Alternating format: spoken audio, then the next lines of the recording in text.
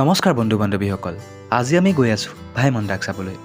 গতিকে আজি ময়ো চাম আৰু আপোনালোককো দেখুৱাম ভাইমন দাক। গতিকে ব'লক মোৰ লগত ভাইমন দাক চাবলৈ। প্ৰথমে আমি তেল ডিপুত আহি স্কুটিখনত তেল ভৰাই আমাৰ যাত্ৰা আৰম্ভ কৰিলোঁ।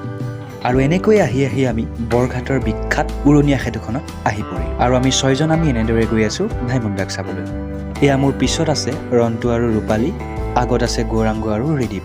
দেখিছেনে বাৰু কেনেকৈ আমাক ৰূপালীহঁতে পিছ পেলাই থৈ গুচি গ'ল। বাৰু আমিও আহি আহি পালোহি ৰিফ্ৰেছকো। আৰু ইয়াতে আছে অপেৰা চিনেমা হলটো। আহিয়ে আমি স্কুটিখন পাৰ্কিঙত থলোঁ আৰু থৈ আমি সোমাই পৰিলোঁ অপেৰা চিনেমা হললৈ বুলি। আৰু ইয়াতে এনেদৰে মাৰি থোৱা আছে ভাইমন দাৰ পোষ্টাৰখন। যিহেতু ফাৰ্ষ্ট ফ্ল'ৰত আছে হলটো, গতিকে আমি গোটেইকেইজন আহি লিফ্টতে উঠিলোঁ। আমাৰ ৰিদীপৰ বোলে প্ৰথম অভিজ্ঞতা এনেদৰে লিফ্টত। সি কি কৈছে এবাৰ শুনো আহকচোন আমি।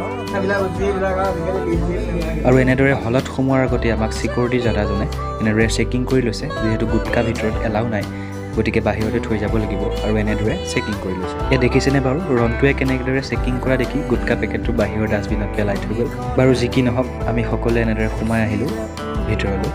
আৰু এইটোৱে হৈছে অপেৰা চিনেমা হলৰ বাহিৰৰ এণ্ট্ৰেঞ্চটো। যিহেতু শ্ব' 4:30 পৰা আছিলে, ভিতৰত এণ্ট্ৰিৰ টাইম হোৱা নাছিল বাবে আমি বাহিৰতে এনেকৈ গোটেইখিনি বহি আড্ডা দি আছিলোঁ। আৰু এণ্ট্ৰিৰ টাইম হোৱাৰ লগে লগেই আমি গোটেইকেইজন লৰালৰিকৈ হলৰ ভিতৰত সোমাই আহি নিজৰ নিজৰ ছিটৰ ওপৰত বহিব ধৰিলোঁ। আৰু এয়া আৰম্ভ হৈ গ'ল ভাইমন দা।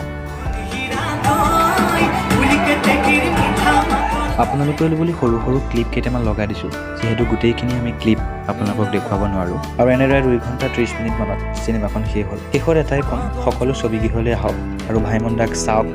আৰু ভাইমন দাৰ জৰিয়তে আপোনালোকে জানিব পাৰিব অসমীয়া ছবি জগতৰ উত্থান পতনৰ বিষয়ে। আৰু ভাইমন দাৰ পৰা কিমান মেগা ষ্টাৰৰ জন্ম হ'ল সেই সকলোবোৰ জানিব পাৰিব।